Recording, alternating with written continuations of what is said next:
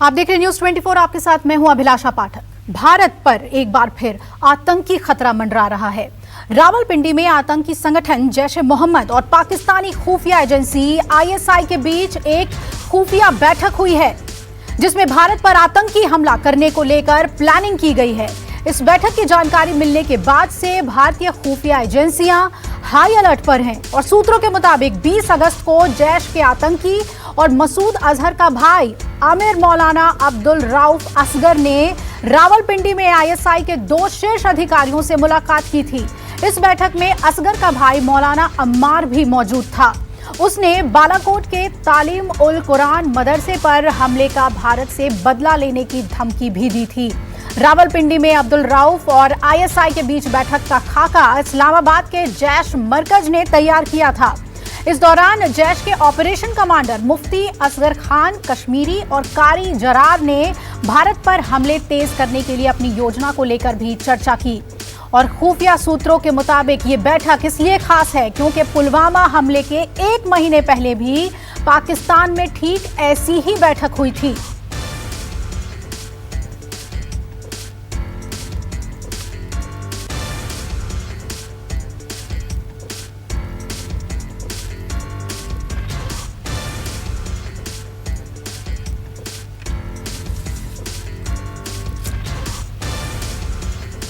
तो भारत पर आतंकी हमले का खतरा मंडरा रहा है और इसके लिए साजिशें शुरू हो गई हैं। हमारे साथ मेहमान जुड़ रहे हैं और मेरे सहयोगी भी जुड़ रहे हैं।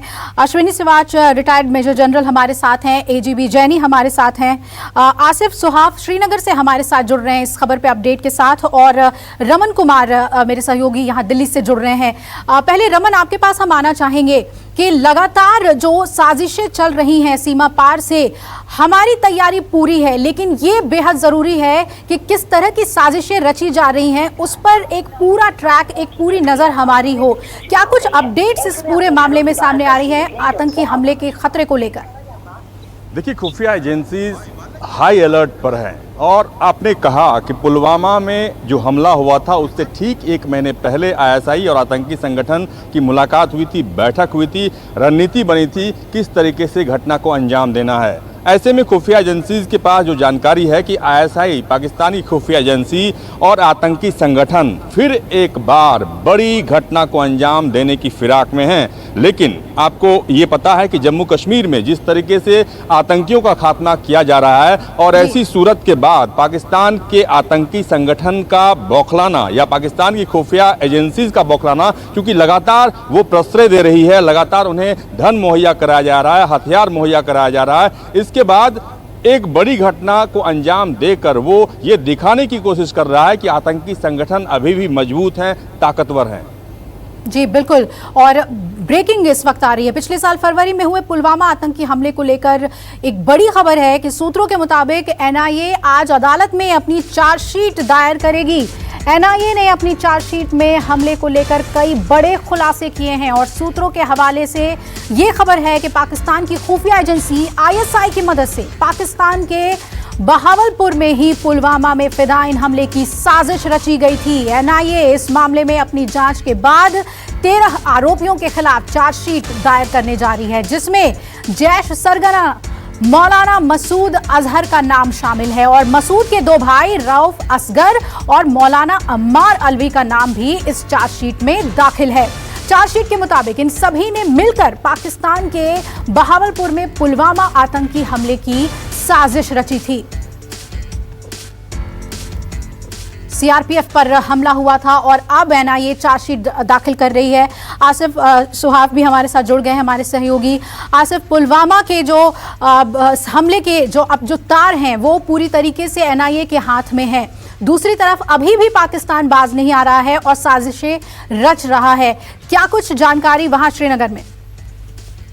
देखिए, सबसे पहले जो चार्जशीट के बारे में आपने पूछा, इसमें जो सबसे आगे जानकारी मिली है करीब 5000 पेज की चार्जशीट एनआईए ने तैयार की है और उसे आज जम्मू के एनआईए कोर्ट ने यहाँ पर पेश किया जाएगा। इसमें हालांकि जो यहाँ इस हमले को अंजाम देने वाले सभी मुख्य मिलिटेंट थे वो उन्हीं दिनों विभिन्न मुठभेड़ों में मारे गए थे। उसमें पाकिस्तान के कोई मिलिटेंट शामिल थे और स्थानीय मिलिटेंट जिन्होंने आदिल डार को मदद की थी, वो गाड़ी हमलावर जो उसमें था फिदाई हमलावर, उसको वहां पहुंचने में जिनने भी मदद की थी, जिसकी गाड़ी थी, वो सब जो है या तो पकड़े गए हैं या वहां मार दिए गए हैं। लेकिन खास बात इस चार्जशीट में ये रहेगी कि जो मसूद अजहर के बाद अब्दुल असगर जो अभी जैश ए मोहम्मद की कमान संभाले हुए हैं, उन सबका नाम भी इसमें शामिल होगा और तस्वीर के साथ जो सबूत है उनके साथ चार्जशीट को पेश किया जाएगा। दूसरी बात जो लगातार यहाँ पर जैश ए मोहम्मद की तरफ से अभी भी कोशिशें जारी है कश्मीर घाटी में किसी बड़े हमले को अंजाम देने की।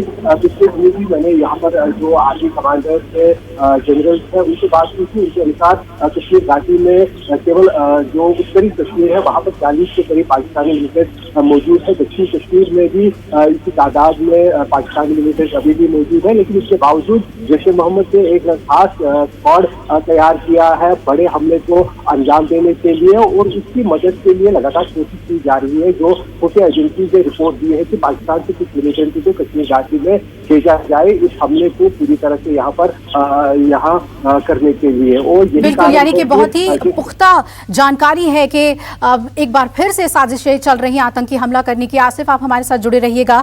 हमारे साथ अश्विनी सिवाच और एजीबी जैनी हैं, उनका रुख कर लेते हैं। पहले जैनी साहब आपके पास आना चाहूंगी और ये समझना हमारे लिए बेहद ज़रूरी है कि जहां एक तरफ एनआईए के पास वो सारे प्रूफ्स हैं कि किस तरह उन्होंने पुलवामा आतंकी हमले को अंजाम दिया, और दूसरी तरफ फिर इनपुट मिल रहे हैं कि दोबारा इसी तरह की हमले की साजिशें रचने में लगे हुए हैं सीमा पार से। हम कैसे इसे देखें? जो इनपुट्स हमारे पास मिलते हैं उस पे वर्कआउट करना और पाकिस्तान को रोक कर रखना, ये बहुत ही चैलेंजिंग भी है।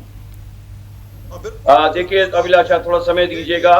देखिए, इसमें कोई दो राय नहीं है, इसमें कोई शक नहीं है कि जो पाकिस्तान में आतंकी ऑर्गेनाइजेशन है, लश्कर-ए-तैयबा, हिजबुल मुजाहिदीन और दर्जनों और हैं, वो उनके आका जो हमारे कश्मीर में है, जैसे हुरियात वाले थे और सपोर्टर थे, और आईएसआई, इनकी आपस में सांठगांठ आज से नहीं है, मुद्दत से चली आ रही है और चलती रहेगी। दूसरी बात, आर्टिकल 370 के बाद में और जिस तरीके से आप लोगों ने देखा कि हर दूसरे तीसरे दिन 4 आतंकी मारे जाते हैं, उससे इनका प्रभाव कम हो रहा है। इनको लगातार इनके ऊपर दबाव पड़ रहा है और ये बौखलाए हुए हैं। तीसरी बात, देखिए, ये आतंक का जो माहौल है, इसी पर पाकिस्तान का वजूद है।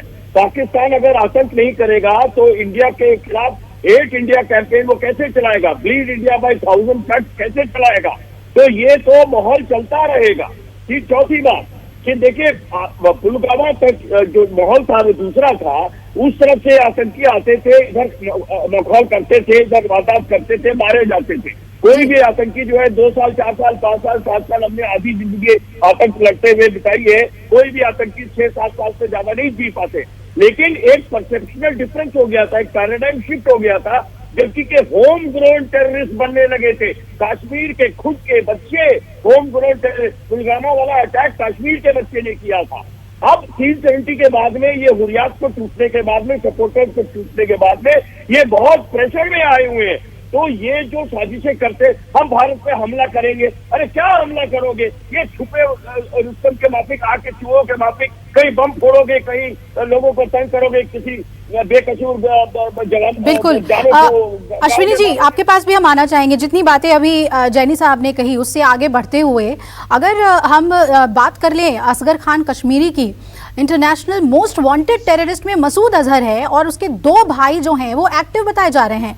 पाकिस्तान जहां एक तरफ ये कहता है कि हम सैंक्शंस लगा रहे हैं, आतंकी संगठनों को हम रोकने के लिए कोशिशें हो रही है, खुद इमरान खान कहते हैं कि हम तो खुद आतंक से पीड़ित हैं, लेकिन जो कथनी और करनी का जो फर्क है उसे तो भारत ही झेल रहा है।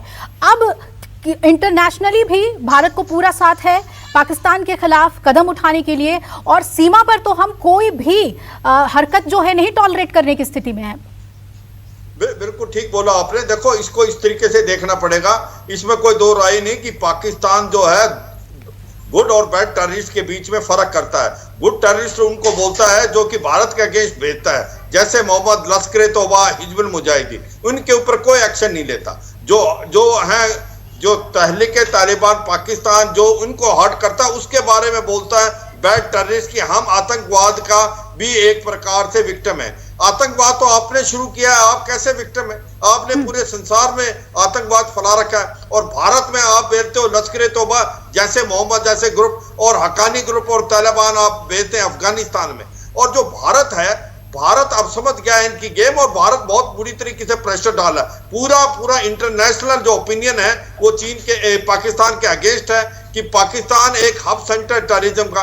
इसी प्रकार से जो फाइनेंशियल एक्शन टास्क फोर्स है जो कि अभी मिलने वाली अक्टूबर में हो सकता है मनी लॉन्ड्रिंग और टेररिस्ट फंडिंग के लिए पाकिस्तान को वो ब्लैक लिस्ट में डाल दे जिस प्रकार से ईरान और नॉर्थ कोरिया है। तो उनको कोई बैंक आपको लोन नहीं देगा, ना वर्ल्ड बैंक, ना AIMF, ना एशिया डेवलपमेंट बैंक, ना यूरोपीय यूनियन। तो एक प्रकार से पाकिस्तान को आपको चारों तरफ से घेरना पड़ेगा। पाकिस्तान जो है कहने और करने में फर्क बिल्कुल, जैसा कि आपने कहा कि IATF में ग्रे लिस्ट में है पाकिस्तान और ब्लैक लिस्ट के डर से नाटक तो पाकिस्तान की ओर से होता है कि हम कोशिश कर रहे हैं टेररिज्म को रोकने के लिए, लेकिन हालात क्या है वो सामने, क्योंकि हमारे पास बहुत ही पुख्ता इनपुट है कि सीमा पार से आतंकी घटना को अंजाम देने के लिए साजिशें चल रही हैं। आप सभी का बहुत बहुत शुक्रिया हमारे साथ जुड़ने के लिए। हमारे सहयोगी सुहाफ, आपका भी शुक्रिया। रमन, आपका भी शुक्रिया जानकारी देने के लिए।